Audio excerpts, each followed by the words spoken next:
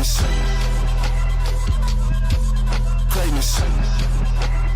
Bow, bow, bow. Greatness. There are 2 times to be great, when you feel like it and when you don't. Welcome to the Renewing the Mind podcast. I'm your host, Pastor Tyler Sanchez. And with me is my dad, Dr. Raul Sanchez. How you doing, Dad?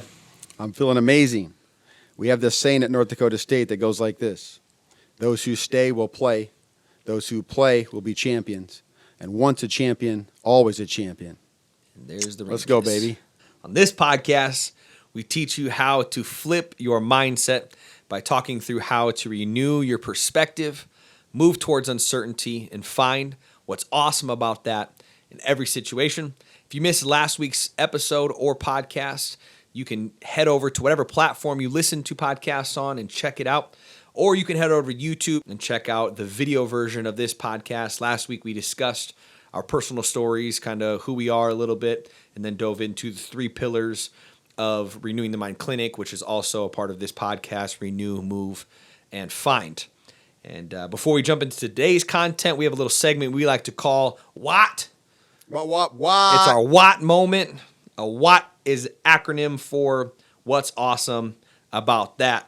And today, my What moment is, so my January resolutions or 2020 resolutions was to work out 4 times a week.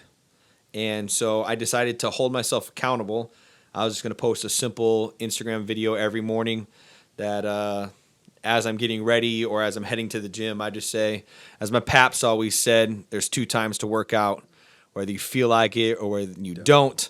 And then I say something stupid usually. And so I started doing that really just to be keeping myself accountable so I can post that story. And then the goal was that hopefully people would maybe kind of catch on that I'm doing it every morning, and then some just kind of another level of accountability. And it's actually been wild how many people have actually paid attention to that and or messaged me about it, which I didn't really think would happen. I just kind of was doing it to be dumb. That is a saying we, have said forever. Right. And so I've had, probably over 20 or 30 people message me about it. And then last Wednesday, huge ice storm hit. I'm heading out to my van and I can't even walk. Like I'm sliding all over the place, like dangerous, right? Schools canceled, businesses canceled. Yeah, everyone was canceled. So I'm like, you know what? I understand there's 2 times to work out, but I'm not trying to die this morning.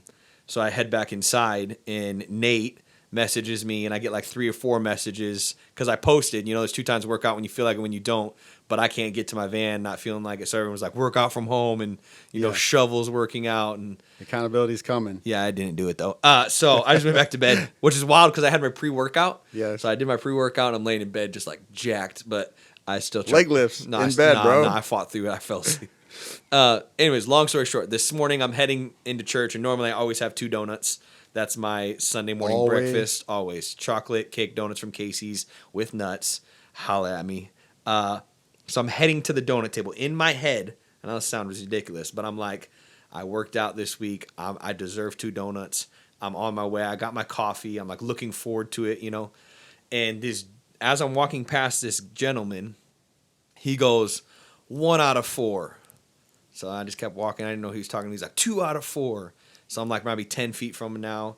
He's like 3 out of 4. And I'm like 20, 30 feet. So I finally turn around. And he's like 4 out of 4. So every video after I get done working out, I play this song, Nothing Feels Better Than This. Yeah. And then I post 1 out of 4. How's it go? Nothing feels better than this. Nothing feels better. Okay. And then, so he's like, my guy. He's like 4 out of 4. And I was like, nah, this week I didn't even know he watched my stories. Yeah. And so he's like, you only got 3 out of 4 this week. And I was like, I know the weather, and he's like, don't worry about it. He's like, next week you get 4 out of 4. And then he's like, just like my paps always said. That's right, baby. And I'm like, bro, this is wild.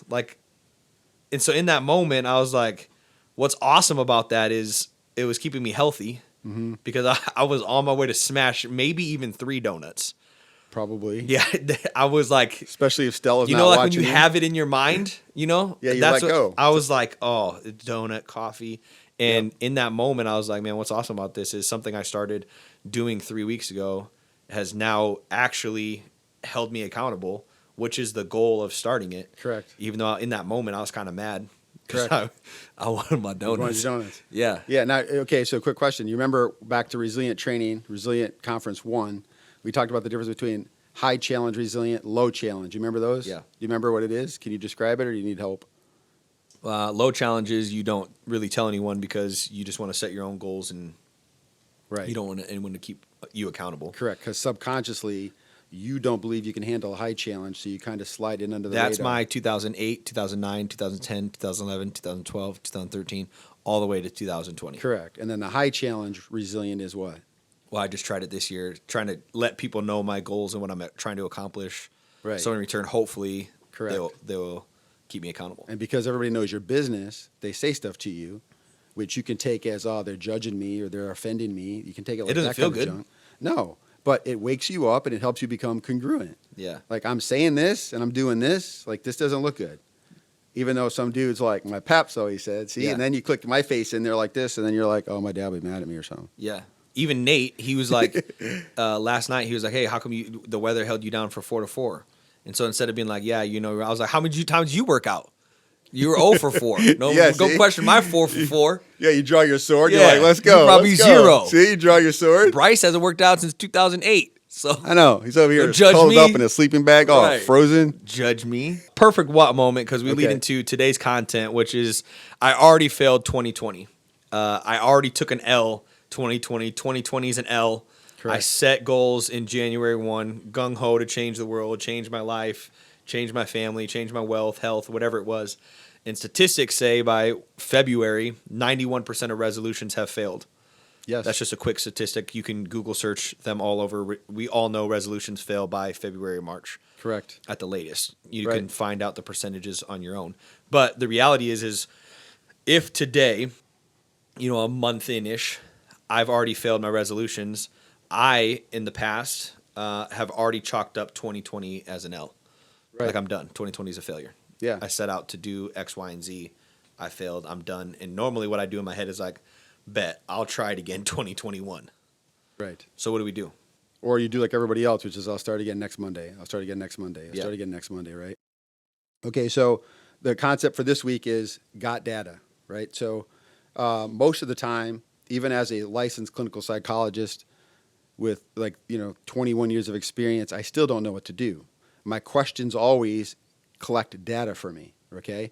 So if we go back up all the way back to high school, sophomore year, I found out I'm going to be a dad, and everyone's like, what are you going to do? How are you going to work? Blah, blah, blah. Okay, so I really quickly thought, man, I got to really up my game so I can get to college. I can't depend on an athletic scholarship because I was like, well, if I go to college on a full ride football scholarship, that's great. Otherwise, I'll stay here and run some Mexican restaurants, and I already got some skills in cooking, so that's my fallback, right? I go in to talk to my advisor, who's also my baseball coach, and I sit down with him and I say, hey, everyone's talking about taking this ACT test, and I need to take this ACT test. And he's like, oh, okay, we can get you signed up for that. And he's like, what do you plan on doing? I was like, I want to go to college. What do you study? And I said, I don't know. And he gets out this folder, and we start just talking about baseball and stuff. And then he looks at my folder, and he got real quiet, dead quiet. He opens it up, and he looks at it, and literally, so he called everybody kid. And so he's just like, kid, you're just not college material. Literally. And I thought he was joking. I was like, wait, what? And he says, you're just not college material. And I was like, how can you say that? Like, what do you mean? And so he spins this folder around and slides it to me. And he says, I have this saying, if you know it, you'll show it. And he grabs his pen and he circles up this stuff over here, this percentile stuff. And he's like, people at the 75th percentile and up, they go to college. And he circles mine, which is like 40, 50 percentile, because I didn't really care and wasn't trying. And he goes, these people don't go to college. And he said it again. He's like, hey, kid, you're just not college material. Then he started talking about some kind of training and mechanical school and some other things. And I'm not knocking anybody or saying anything, but just for me at that moment, I had no idea what I was going to do. But at the moment, my lifeline, because I have a kid coming, is I'm going to college, right? And in that moment, taking an L in 2020 is little compared to my whole entire dream just getting wasted. And so I'm looking at him and I'm just going like, you don't even know me. Like, you can't tell me that. And this fight inside of me, like I'm not going to conform to what he's telling me. Like who made him the boss of me? Like people told me no my whole life. So really what started to spark in me is this fire inside of me. And literally my head just went watching me. And I got up and pushed the stuff away and kind of walk out. Okay, now I go home. I'm all excited. I get out my homework, and I remember I can't read. I'm struggling. I wasn't diagnosed with dyslexia then, but I'm just looking at my stuff, and I started thinking about a this crossword puzzle. Yeah, eyes all crooked. Like, how can you look at me this way, but your eyes are over there? And I'm just like, what is going on? But I had all this like mental fortitude, like I'm gonna do this, and then reality hit, and I literally went to bed early because I'm like, how am I gonna get to college if I failed my ITBS? Okay, I've never finished one of those tests in my life, even in graduate school. Like I'm barely getting tests done. I read slow. That's just my thing. But at that moment, I didn't know how to fight through it. But I took the L that day, and I woke up like just slowly trying to fight, slowly trying to climb. And so here's my thing. I'm really good at chunking pieces because of dyslexia, actually. So I chunked out this idea, and I just said, okay, so in history, we have to read a lot. English, we have to read a lot. So if I can level up in history, if I can level up in English, maybe I get to a point by my senior year I could pass this stupid piece of junk thing called the ITBS, right? How about if I actually read a chapter? Let's see what I could do. And believe it or not, when I fully read the chapter, if I could understand everything, right, I'd do the end of the chapter like little quiz. And if I thought like I'd pass 8 out of 10 of those, I would go in. I started getting B's, which normally I just coasted in C's. Then eventually got A's, eventually got into college, eventually got my scholarships, right? So then you climb really hard and you get this athletic scholarship, and then climb even harder and get an academic scholarship to go to grad school. So the whole idea today is got data, right? And so I don't know. He's looking at data and telling me, no, I don't have any data to throw down. Like, how do I know who I am? So I started laying down a little bit of data, collecting data in history and in English, which are my two worst subjects. Actually, what I started doing, I started pushing science, which that stuff came fun. It was easy because it was pictures, deciding, the body, that stuff is interesting to me. So those moved up to A's. My other C's started moving to B slowly. And I started kind of building this fortitude of like, what do you mean I can't? What do you mean I'm not? You can't tell me I'm not college material. And all that was based on data, because just in the mindset of I'm going to go, I crashed in a day.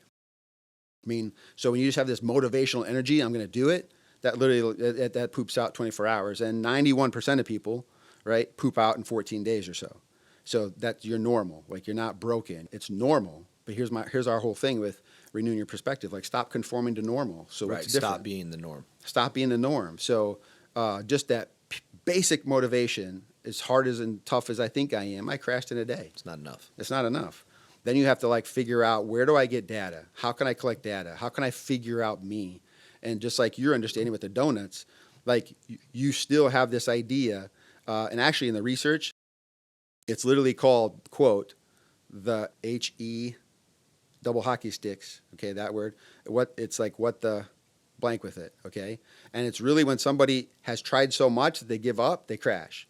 On the flip side of that is somebody who feels like they've got over their first pinnacle. They got over their first summit. Like, man, I lost my first 10 pounds. And they're like, the H with it, and then they'll have like 6 donuts. Okay, so you're figuring you out, and you're collecting data on you, and it takes you to be high challenge resilient, to put your stuff out there. People start, saying, hey, dude, I appreciate that. Hey, my paps used to say, like, bro, really? You got donuts? Okay, and it makes you be congruent, right? So when I started telling my buddies I'm going to college, literally they laughed at me like, Ches, you're going to college? Oh, okay. You need to cheat off me? You're going to pay me? What are you going to do? Then I know it's really weird, but when I started telling people, they literally started ticking me off. And then I started driving because they didn't think I could. And that's really been my don't conform to what people say to me thing. And so they clicked into an engine that I had, which I didn't really know was there. That's when I started finding it. Okay, so this week's episode is really about got data. So the problem with that is 91% of people in that story would have heard that and just said, oh, bet I'm not college material. Correct. Or, okay, then I'm not college material. I'll go do whatever else I'm supposed to do. Right. So how do you find that to be able to fight through that? Right. So like what was inside of you that turned that into that? So that turned that into motivation. Correct. So there's 2 pieces. One, the reason I stepped out to ask those questions for once in my life was because you were coming. And that whole idea is like, I'm not going to be a failed father. I'm not going to do that. Even before I knew you were a boy or girl and all that kind of stuff, it's like, I'm not going to do that. I'm not going to let my son down or my daughter down. I'm going to be different. going through my life of trauma, I realized that, no, this sucks. I'm not doing that, right? And so that was the big motivation, one. The second motivation is when people tell me no, there's an anger that starts to like push inside of me because I've been held down so much in my life and abused so much in my life that when you hold me down enough, like I'm going to come out like a raging bull. And there was enough of him, and he was my baseball coach where I really liked him. He was a nice dude. He was really good at telling me what I was good at. And I liked him because everybody else pushes me down. He'd lift me up. So to have him push me down, I thought he was joking. And so he woke me up with like, bro, you're on my team. You're on my side. You're in my corner. And you're going to say this to me? So then that sparked a second level. So I really had two deep whys. And we've always talked about the why should make you cry, and that's okay. My thing, and you know this being raised here, but the why should make you fly. And the concept is you got to fly higher than that hurdle. So the hurdle of my ITBS sucks. Like, okay, what else can I do? Is there another way for me? Is there something I can do to get there? And so that's what I really want you to focus on today is like, where's a why that can make you fly? So now that you hear this, let's say you're going, to get a Monster at some store and somebody sees, hey, like my pap, so he said, and he says, hey, I got a question for you. If 91% of people fail, why should I even try? What are you going to say to them? Like you're not supposedly like this psychologist who knows it all, right? Yeah. Right? So what? What are you going to say? Obviously I'm only, 26 days into January that I've kept what I'm supposed to do. This is probably the longest I've kept a resolution for several years. So you're already in the 9% now. Yeah. Because you beat the first 14 days. Right. And I think this year I'm just tired of not succeeding in years prior. So I think my why is the exact same, but I'm just sick of, in my case, being overweight, being unhealthy, the fear of being, 32, having 2 kids and being at health risk. That's what's the why this year. But what I can't tell you is that's been my problem for 6 years. But this year I've found something I really like, which is CrossFit. I found a time I really enjoy that doesn't affect my life, 6 a.m. So those two things are really the only thing different in 2020 because 2019, I was still big and I needed to lose weight and I had kids. Right. 2018, same thing. So that's what I'm trying to figure out is... So it's not your size. It's not your wife. It's not your 2 girls. Those things aren't your why, right? Okay, so this is where people have to really collect the data. So for you, literally, we've been talking about this, like, off and on, when you've been struggling with it, but literally, it's been a thing for the last few months. When we talk about the podcast, we were joking around. We were just talking about topics, me and you got into this conversation a little bit. So I would tell you, if you look at the 6 stages of change, in the beginning, you were probably pre-contemplation, and if you stop and think about your mindset, you can literally take almost all your peer groups in hoops. You can take them all in golf. That's always been my thing. That's because you were Sanchez, bro. I might be big, but I will beat you in sports. Correct. What I always tell Tavian, my little brother, is you can beat me from running from point A to point B, but everything else, I'm beating you. Yeah. And everything. And that has been your mindset, which protected you from working out, right? But I'm still unhealthy. Right. And what had to happen You don't have to be healthy to play ping pong. Right. I will wax you in ping pong. Right. But part of your problem is I'm good enough. See? I'm good enough. So, I could do that later, right? Because you're good at it, you didn't really dive in. But what happened to you is your mindset started changing. So that's pre-contemplation. Like, I don't really know that I have an issue. Like, I'm just kind of blind to it. Then contemplation happens, and you've been there for a while, right? So I'm in, I'm out. Maybe I'll do this. Maybe I'll do that. Maybe I'll work out. Maybe I'll get an accountability partner. And everybody tries a couple things, a few times and then quit, right? And back to this concept of like, what are you going to try and stick with? Well, you don't know unless you collect the data. That's exactly right. How did you know that CrossFit was your gig, your thing? Nate got you in Our cameraman behind the camera. Yeah. He called me on Wednesday. He called you out. He said, hey, they got a $30 30-day challenge at CrossFit Bayo here in Sioux City, Iowa. Okay. He's like, we're starting tomorrow. And my exact words, and I quote, bro, I can't start until Monday. Yes. He goes, why? I said, dude, you just can't start something new until Monday. Yes. He's like, no, bro, we're going tomorrow. I'm like, no, we can't go tomorrow. I can't go Thursday. Anyways, long story short, we couldn't go. I tried not to go, and he was like, no, we're going. Correct. So we ended up going Thursday. which actually happened to be one of the easier days. It's kind of like a rest recovery stretch day, Okay. which still was absolute death for us. Everyone else thought it was easy, and me and Nate were just like gasping for air. Yes. You know, in Army when they call a run a suck, Yes. when people are sucking air, like that's what we were doing, just stretching though. Right. Right. We were And dying. it's funny that you and Nate, even from early childhood, called yourselves the Bash Brothers because you're both a little bigger, right? You both could dominate sports. You both just chest bump each other all the time, Bash Yeah, Brothers. two big dudes playing soccer. Two big dudes playing soccer, holding it down. So here's the thing, like, see, those things buffered you enough from the reality of, like, I need to move, right? But in this moment here, something clicked for you mentally. You went from pre-contemplation to contemplation to now pre-action, or I'm going to do something, right? And then CrossFit, jumping with Nate, the $30 for 30 days thing, somehow that moved you into action. It put me back in. It brought me back to high school How? when I enjoyed working out and was semi-fit. You know, being a defensive end and Yes. playing sports. It just brought. CrossFit has given me that locker room football camaraderie type feel. Yes. You know, So here's the thing. You walk in, the coach or trainer tells you what to do. There's no arguing. There's no figuring. You know, when I'm at Planet Fitness and I'm like, bro, these stair steppers suck. Boop. I just hit stop and I get off. Yeah. And no one correct. around me goes, hey, bro, you set no, because I just set my own. Or I hop on. I'm like, I'm going for 20, and then at Yes. 7, I'm like, I'm going for 8. Let's just do 8. Right. And I step at CrossFit. You can't do that. Okay, so this is huge because this is real life. Like, people can hear my story, and even like my own family members sometimes say, like, bro, you had it easy, which, okay, I'm not even going there. But here's the point. You have to figure out the you versus you push, okay? You are a community-based guy. You always have been. You're super social. So for you in the community you working in the community of people around you at CrossFit, that's held you accountable. Even if somebody over there is doing, you know, her thing, right? She might even say something to you, pass into the water, like, good job, Ty. And, you know, or even if she's not, you hear her grunting over there, like, you know, doing some kind of like power lift. It still motivates you, okay? If you're not a community person, then you might want something where you go into the gym late at night and it's just you. Put your headphones on, just get your gig on. But that's the crazy thing about CrossFit is, and I'm not like plugging CrossFit, but for me, everyone works at their own rate. So Right. I've done boot camps where Yes. everyone's doing the same thing. Yes. And so I did a boot camp and tried that type of workout, and it was like do 100 push-ups, okay? I'm getting done with my 100 push-ups, you know, way longer After. after than everyone else. Correct. And so in CrossFit, you modify everything to where you're at.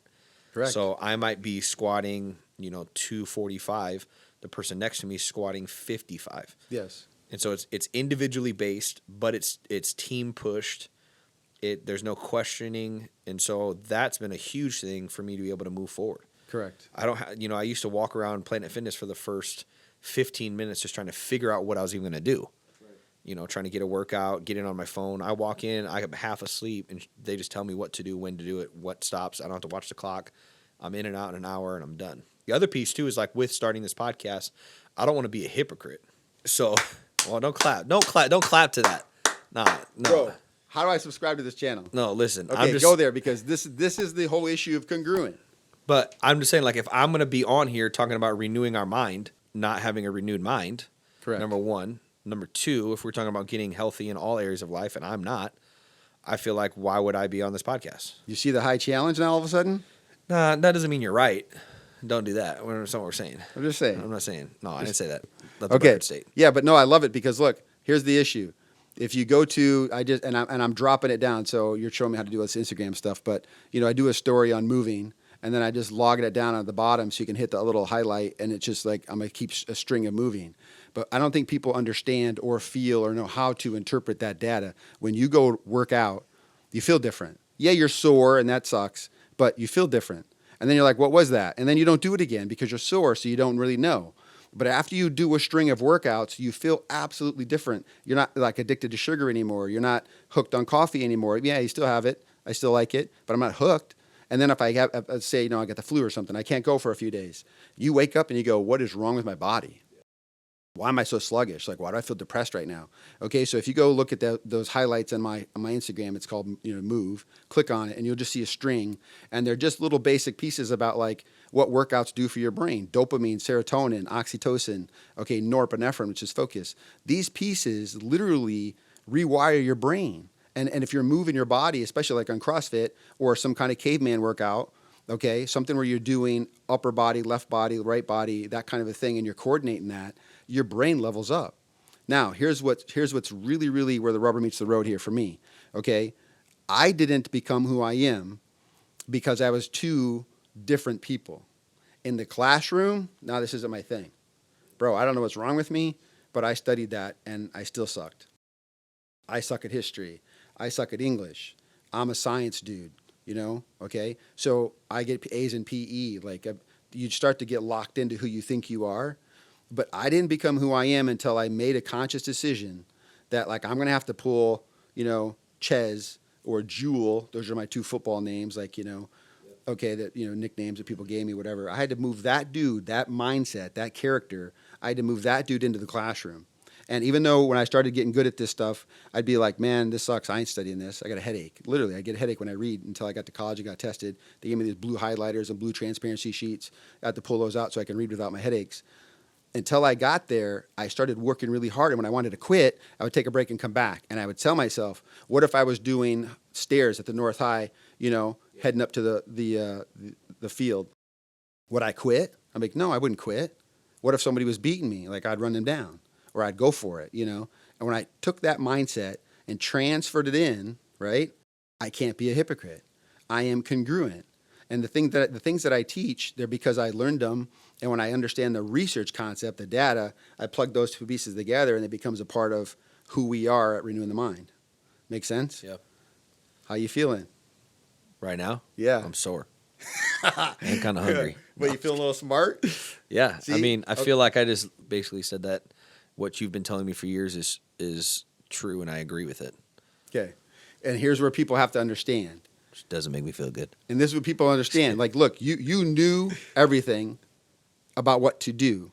You still couldn't get there because you didn't move your mind, right? And it takes you to move into uncertainty to get you to see a piece you didn't see. Yeah, the other thing, talking about, being one person in the classroom and then on the football field, Alicia's always said, and actually it was like in 2019, kind of towards the end of it, I was like, man, do you think I'll ever I actually asked her, like, did you ever think I'll get healthy, like get, back to being fit and healthy and a healthy weight? She's like, you can, if you determine in your mind you will do that. She's like, when you set out to do something, nothing stops you. Right. She's like, but this area. Right. And I'm not saying I crush every area of my life, but I'm a pretty determined person besides in my health. Right. And so in 2020, I was just like, I actually watched a podcast from Craig Gershell. He's one of my a pastor that I follow. And he just said that, basically paraphrased, that successful people do what normal people do just consistently. Right. And so he just said, is a long story short, he basically just said, like, what is stopping you? There's no excuse for the most part in your life. And I remember the first day me and Nate walked into CrossFit, this buff dude was, looked like a CrossFitter. He was laying there. And so he was like, what's up? How you guys doing? We're like, good. We're like, it's kind of sore from yesterday. And he's like, it's going to be hell for 3 months. He's like, you know how to get through it? And we were like, what? Like waiting for him to give us an answer. And he goes, keep showing up. I was like, bro, what? That's what you're going to motivate me with? Like for that's 3 all you got? months, it's going to be hell, but just keep showing up? You're all buff and that's all you got. Yeah. And he said, so then he came back around and he just said, when your alarm goes off, he goes, you just get up. Correct. He's like, you just get up. Right. And so my excuse has always been like, I'll be good for a week or two, and then Stella will wake up in the middle of the night, my daughter who's 4. I'm like, I can't go work out. I woke up at 3 a.m. for 15 minutes. Or I can't go work out tonight after work. I have to, edit for a couple hours after, so I can't. Or I'm going on vacation tomorrow, so I can't work out in the morning before I go on vacation. There's always just been these little things that I justify it in my head. And so 2020, I just told Alicia, I'm like, don't let me, for whatever reason, unless like an ice storm or something like that. Correct. There's no reason. Right. So that 4 days a week regardless. So go back to the question you asked me, which is, if 91% of us, which is the great majority, fail, why start? What would you say to somebody? What would I say? Yeah. That's why I'm on the show. I'm asking you. You're the doc. Because, okay. I'm the 91%. Got up you. until Not anymore. 26 days Not ago. anymore. Right, I know. Okay. But Remember I'm still not there yet. Got you. But remember the topic, what my content topic is what? Got what?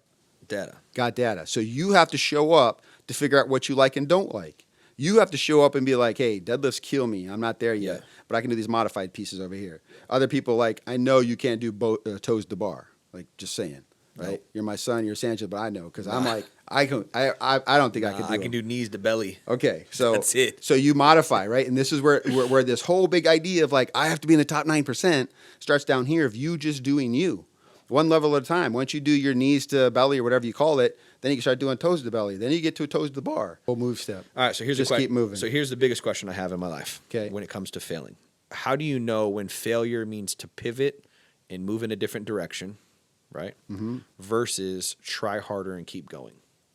Yeah. So like in your case, Gotcha. let's say you're not college material, not because you're not good enough, but maybe the calling that God has on your life was not college, which is not for everyone. Right. So how do I know like, oh, this is God saying like, hey, failure maybe means God pushing you in a different direction and trying something different. You know, like you tried, athletic training. Yep. You tried criminal justice. Correct. Architecture. You failed, didn't like them, moved on. That meant change directions. Correct. Life is like a climb, okay? And as you're climbing, I might see you, and I think I have to head towards you. And just because I see you and I have to chase you, like, man, Ty's killing it, I want to be like Tyler. So I automatically have in my mind a vision, a line from where I'm at, and I draw a linear line straight to you, and I'm like, man, I don't know how I can get there. So I psych myself out. But in reality, you didn't take that line either. Right. You took 13, 19 shifts, right? Moves to get to where you're at. And when I get to know you, I realize, man, you failed. Man, you tried and started. Man, you got dyslexia. Man, you got this. And then people start to understand, here's the point. How do I know when I'm moving and have to press in or when I'm moving and I pivot and turn? The answer is you have to keep climbing. You have to keep moving because what it looks like isn't actually it. Okay? In one of my favorite movies, you know, this every Christmas I get in my, Army movie buff stuff again. But, like the Lone Survivor, right? They get found out by dudes like just walking goats. Yep. And it's based on a true story, so I don't know exactly how much of that's true, but In the movie. in the movie, okay, they get caught, right? They make this decision to let these people live, and they go climb. And like, let's climb to the top of that peak because where they were standing, they looked up and it's a straight hill, okay? Like, let's get to the top. We're going to call. We're going to get comms up. We're going to radio out. We're going to get rescued. We'll come back. We'll fight another day, right? They get up to what's called a false summit because from where they were at, they're looking and they're like, we got it. As they got up there, they realized, man, this isn't even the right mountain. And now they realize they're trapped because they got mountains all the freak around them. And they're just going, we're dead. Get comms up now, right? And then they just hunker down. They're like, hey, we're going to fight our way out of this, right? And this is the idea. When you're moving, you don't know if you're supposed to pivot or quit, right? Or press in. But you have to move until you get to your next level. Each level has a checkpoint, a check system, and then you go back and you check in, collect the data, journal, write down. This is where your DMO comes in. All these pieces that we're going to get to in this show, that's when you go back and you go, okay, here's what I know. I know that if I don't eat before CrossFit, I faint, right? Nate might say, here's what I know. If I eat before, I poop myself. So, gotcha, That's Nate. probably true. But here's my point. You guys might not be in the same plan. Right? You're going to show up at the same time, but you might have a different energy drink. You might have a different start. You might have a different warm up. We got to stop conforming to what other people are doing, and we just got to show up and figure out us based on the data. Yep. Okay? So here's the question. How do I know if it's a pivot, press in, or quit? And the idea is you'll know once you get to that data checkpoint. You'll know. Make sense? Yep. But if I stand right here and look up, I have no idea. Yep. The other thing too that has stopped me, and then we'll kind of close this one out. But one of the biggest things that stopped me in trying to lose weight, I know we're stuck on health, but that's my resolution for 2020. Before I had like 7 or 8 resolutions. Right, last year 19 was to read a book a month, Right. to listen to 2 podcasts a week, and then to do what I called Ches Nuggets once a week. Yeah. That was my resolutions for 19. And I literally failed every single one of them. So this year I was like, I'm not trying to do all of those things. I'm working out 4 days a week. That's it. I'm not focusing on anything else. That's 2020 goal. So here's the idea, okay? Most people look at it, they get the mountain concept, they get the climbing concept, this is life. You're here and you're looking up, okay? All you see is the steep climb. And if you're looking at the steep climb, you miss the end game. Like, let me ask you a question. So I lost 2 pounds my first week, right? 52 weeks in a year, 2 times 52, you're looking at 104 pounds. Who would you be if you lost 104 pounds? Yeah, I mean, that'd be dope. Who would you be? What do you mean? Who would you be? A beast? Who else would you be? Think about it. Picture yourself right now with 100 pounds off. Myself? What does that look like? I mean, I'm pretty jacked. What does it feel like? Are you wanting me to answer these? Yeah. Oh, I mean, I don't know, because I haven't been 100 No, pounds but lighter. look at the picture. No, yeah. I mean, I can shop anywhere I want to. I don't have to go to Big and Tall. See, when you play this game, you activate a thing in the back of your brain called this reticular activation system, RAS. And when you keep playing those pictures, something will click. And if your brain has true belief in it, like, bro, that'd be sick. Once that happens, it releases some neurochemicals in your gut, and you literally start to laugh. You literally start to look forward and go, that'd be so dope. Yeah. Okay? And when you get there, that's when there's no break in you. Because you saw the picture, and not just saw it, but you believed it in your gut. Like you know deep down in your knower that this is going to happen. And most people are here, they look up and they go, I can't get there. They don't activate the visual system. If you can't see it as a human, you're not going to get it. Unless somebody paints a picture for you. We call that faith. And you got to move toward that faith, okay? Yep. So you begin with the end in mind. And here's how it works. So here's me. Here's my mountain. The goal that we're talking about is over here. Like I can't see it because my mountain's in the way. And my mountain's in the way, I can't get there, right? So what happens is this visual system, it actually lifts you up, right? And it drops this anxiety of I can't. And now you get to connect to your deep why of, and this is what I want you to think about. How would it feel with you and Stella? How would it feel with what you can do with Eliza, the 2 girls, my 2 grandbabies, right? How would that feel? And this is where people have to understand. You begin with the end, and you start playing that game of how that's going to look. When I was told I couldn't go to college, it wasn't about the academic piece because I didn't think I could. What I heard is you suck at football. What I felt is you're not enough. What I felt is like failure. I'm rejecting you. And I'm like, no, not another freaking dude telling me I can't. Like, get the freak out of my way, or you're helping me now. Like, I'm past this. I'm becoming a grown man. You can't tell me I can't no more. And that's just, it started happening. Right? So your big thing for you personally, focus on I'm in that 9%. No one's going to take it away from me, right? So for the people listening, like, okay, how do I get there if I'm looking up and it's so steep? You have to level up your prize. Keep your eyes on the prize. And if your prize is bigger than your mountain, you'll chase that prize. Yep. If your mountain stays bigger than your prize, you'll quit. Yep. Pull in some scripture. Says, for the joy set before Jesus, he endured the cross. And that's exactly what we have to do, is to keep that end in mind. The Correct. Joy allowed him to fight through what we believe is the most brutal death Yes. that anyone in humanity has faced. Right. And he did that for each and every one of us. And Correct. his love for us, allowed him to endure that pain. Correct. I think that's where I'm at now, is like I can see myself, I slip into that moment when I start daydreaming. You start doing the what ifs and what could be and what would happen. And, I feel that, I get that. So if I failed already in 2020, it's not really a failure. No, it's not a failure. I didn't take an L for the whole year. No, definitely didn't. Do I wait till Monday to start, or should I start today? If you want me to punch you in your stomach, you can wait till Monday. Hey, as Marshawn Lynch said, manage y'all mentals. Take care of y'all mentals. Go take care of y'all mentals. Give us an action step on how we manage our mentals today. So right now, defeat doesn't mean it's over. Failure doesn't mean defeat. And here's the concept. Whichever you find yourself, you're on your knees, you've quit, you've let go, your number one thing is collect data. So whether you press in, collect data. Whether you pause and take a break, like you hit a plateau, collect data. Whether you want to pivot and come back down, regroup yourself and collect data. So your manager mentals moment is failure does not mean defeat. Collect data. Figure out what you did to move to the next step. Collect data, correct. Sweet.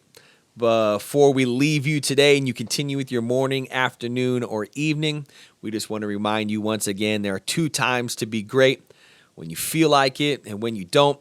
Tune in to next episode as we talk about how to win, whether you're single, dating, or married. And if anything we talked about today spoke to you on any level, please leave us a review. If you're watching on YouTube, give us a thumbs up, subscribe to the channel, and ring that bell. And then leave us a comment in the sections below with what you. No, see, one thing we shouldn't do is sing, because we are awful. God gave us a lot of talents. I got cut from the Glee Club. Not wonderful. Leave us a comment below and tell us how bad that was singing-wise. That was disgusting. Leave us a review, a comment, questions, any thoughts you had on today's show. Let us know on a scale of 1 to 10 how bad that singing was. And as always, we love you. Renew your perspective. Move towards uncertainty and find what's awesome about that in every situation. See you all later. Peace out. I had to realize what's inside of me. For all of the people that lied to me. For all of the people that said I would fall off. Oh, boy, what a time to be alive. I wrote this for everyone, feel like they counted out. You need to look in the mirror and tell yourself it's time to be who I am.